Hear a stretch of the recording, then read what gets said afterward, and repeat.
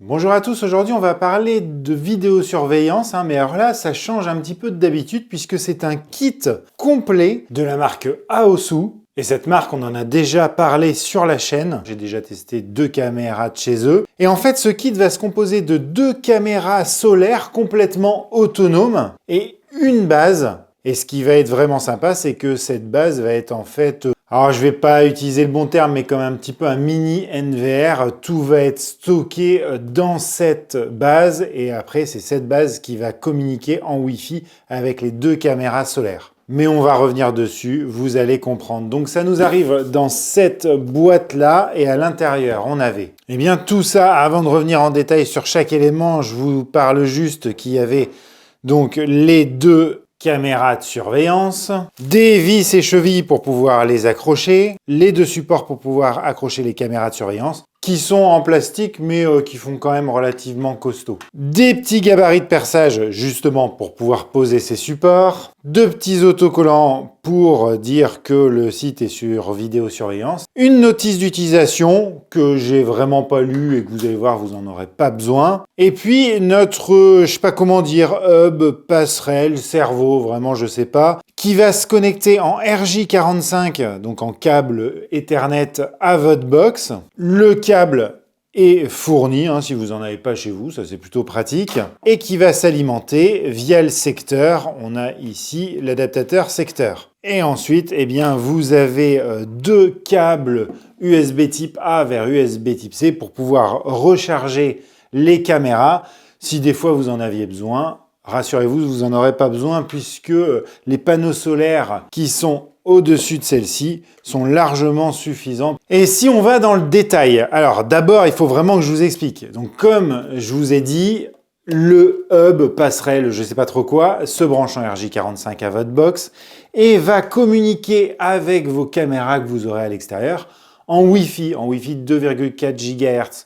Donc au niveau de la distance où vous allez pouvoir poser ces caméras, eh bien ça n'excédera pas 20 mètres, comme un Wi-Fi classique. L'avantage avec cette petite passerelle, c'est qu'il va y avoir à l'intérieur un stockage de 32 Go, ce qui va permettre, d'après Aosu, d'enregistrer à peu près 2 mois de données. Donc c'est vraiment un kit plug and play, vous n'avez même pas de carte micro SD à rajouter. On pourrait croire ici derrière qu'on pourrait rajouter un stockage supplémentaire en y branchant une clé USB. Eh bien non, pas du tout. Je n'ai pas exactement compris à quoi ça servait.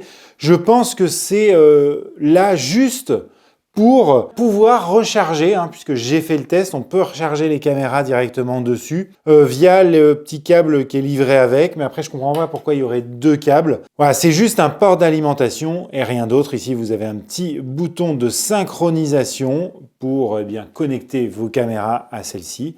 Et puis ma foi c'est tout, ici vous avez un petit voyant d'état. Maintenant, ce que je vous propose, c'est de regarder les caméras. Donc là, on est sur une caméra totalement classique qui va pouvoir tourner à 360 degrés de façon horizontale et 90 degrés de façon verticale. On a 2 antennes Wi-Fi directionnelles. On va avoir des LED infrarouges pour pouvoir filmer la nuit en infrarouge. Et puis, on va avoir aussi 4 vrais spots, de la lumière blanche, qui vont vous permettre de voir la nuit comme en plein jour. C'est-à-dire avec les vraies couleurs. En gros, ça va éclairer la scène et puis la caméra va pouvoir enregistrer une scène éclairée. On va avoir ici le capteur qui va pouvoir filmer en 3 mégapixels, qui va donner une résolution 2K. Ensuite, on va avoir un petit micro qui va être capable de capter le son environnant. Et puis derrière, vous allez avoir un haut-parleur pour que vous puissiez parler aux gens qui sont autour de la caméra depuis votre smartphone. Et ça, même en dehors de chez vous. Tout comme les images, vous pourrez les voir même si vous êtes en dehors de chez vous. On notera dessus qu'on a le panneau solaire qui n'est pas détachable. Alors, c'est, on peut dire, un côté négatif, mais à la fois c'est tellement pratique. Vous avez que les 3 trous de votre support à faire. Et puis, c'est un tout en un. Et je l'ai mis, alors j'en ai mis 2. Forcément, il y en avait 2 dans le kit. Il y a des kits où il y en a 4. Ça marchera sur un seul hub. J'en avais une qui était vraiment très bien exposée, l'autre qui l'était moins. Et franchement, j'ai pas vu de différence. Le soir, je finissais les 2 à 100% de batterie. Donc, C'est pas vraiment un problème. Du coup, c'est vachement rapide à installer. Vous vissez ça, vous venez clipser votre caméra dessus et ça y est, elle est installée. Donc ça, c'est vraiment cool. Et pour finir sur les caractéristiques techniques plutôt barbantes, elles vont enregistrer du coup en 2K, en H265, en 15 images par seconde. Alors 15 images par seconde, vous pourrez vous dire « Ah, c'est vraiment nul ». C'est à peu près la norme sur les caméras de surveillance. 2 heures de soleil dans la journée, ça va permettre eh bien, de maintenir la charge à 100%. Donc je vous l'assure, hein, vous n'aurez pas besoin de la débrancher pour la recharger. Sauf si, par exemple, vous la mettez dans un garage. Parce que ça, vous pourriez très bien le mettre dans un garage. Vous ne vous servirez pas du panneau solaire, mais par contre, de temps en temps, il faudra la recharger. Alors, j'ai fait le test. Hein. Vous êtes tranquille pour plus d'un mois sans la recharger. Et puis, pour finir, eh bien, elle est IP65, hein, donc elle peut très bien être dehors sans aucun souci. Attention, pas la base. Hein. La base, elle n'est pas étanche, il faut qu'elle soit à l'intérieur de votre domicile. Et elle va pouvoir fonctionner à une température entre -10 et +55 degrés. Et après, pour la faire fonctionner, tout va se passer sur l'application Aosu sur votre smartphone ou sur une tablette. Tant qu'elle est Android ou iOS, il n'y aura pas de problème. Et oui, certains, ça va leur poser des problèmes, mais il n'y a pas le protocole RTSP, elle n'est pas on-vif. Je n'ai pas réussi à l'installer sur Home Assistant, donc c'est sur le smartphone et que sur le smartphone.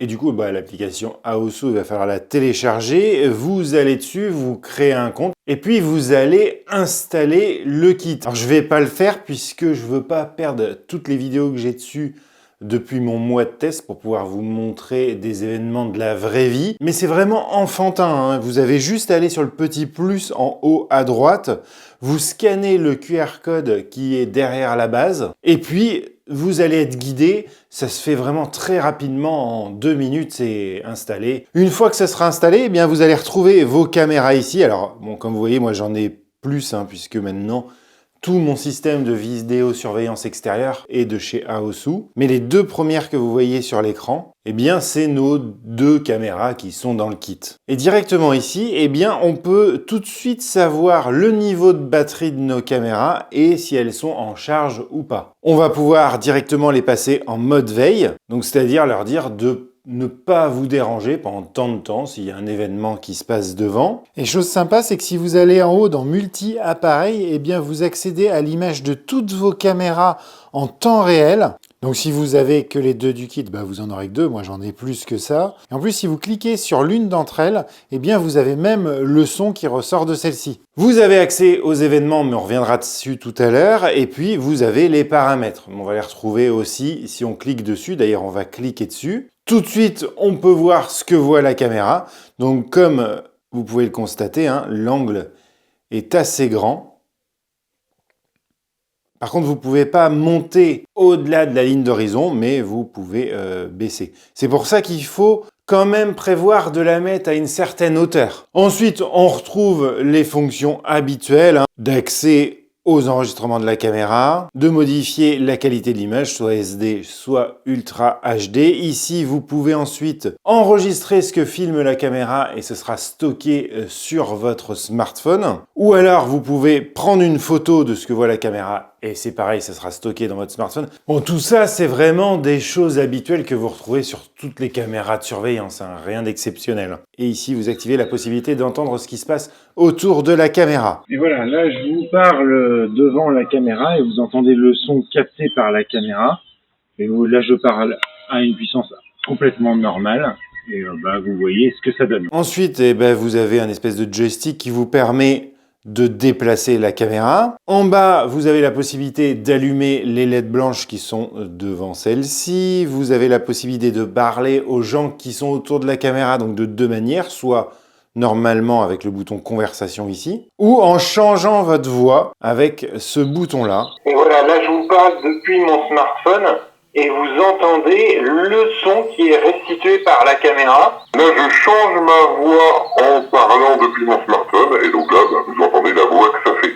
Ici, vous pouvez enclencher l'alarme. Et oui, puisqu'il y a une sirène intégrée qui peut vous permettre de faire fuir les personnes qui rentrent sur votre terrain. Personnellement, moi, je l'active pas. Bon, ça, c'est complètement classique, mais ce qui va surtout nous intéresser, eh bien, c'est les réglages. Qu'est-ce qu'on peut faire avec ces caméras? Alors déjà, vous pouvez l'éteindre. toc, vous l'éteignez, plus personne ne peut accéder aux images de la caméra. Vous pouvez partager la caméra avec quelqu'un de votre famille ou quelqu'un avec qui vous voulez partager, donc soit en se mettant à proximité ou soit via un email. Ce qui va vachement nous intéresser, c'est les paramètres de l'événement.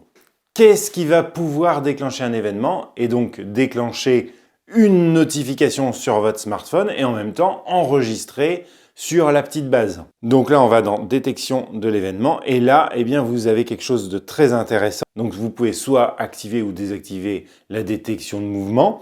Mais ce qui est surtout sympa, c'est que vous avez le filtre humain uniquement.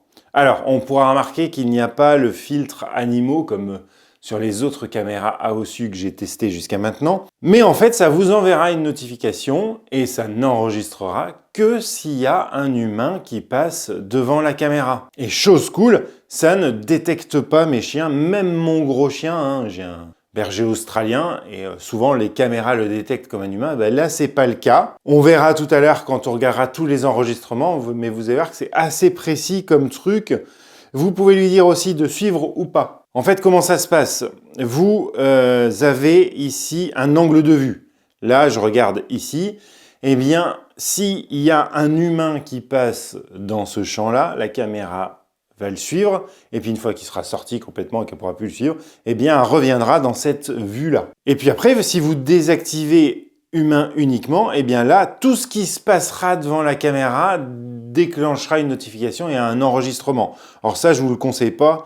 Parce que ça veut dire que dès qu'une mouche passera devant la caméra, vous recevrez une notification et vous recevrez 50 000 notifications. Vous avez l'alarme automatique, donc là, ça vous permet d'activer l'alarme que je vous ai montré tout à l'heure à chaque détection de mouvement. Après, ce qui est pas mal, c'est que vous avez un planning. Et vous avez un planning pour tout.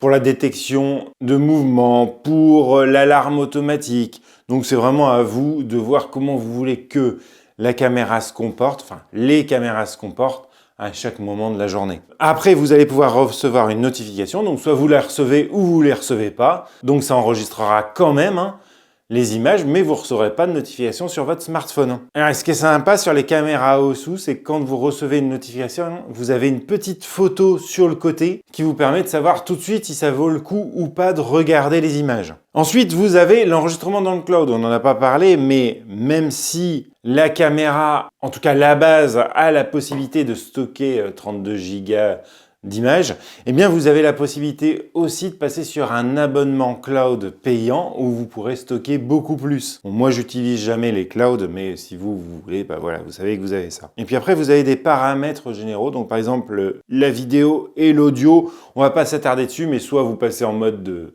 avec une bonne qualité d'image ou un peu plus faible pour avoir une espèce de fluidité.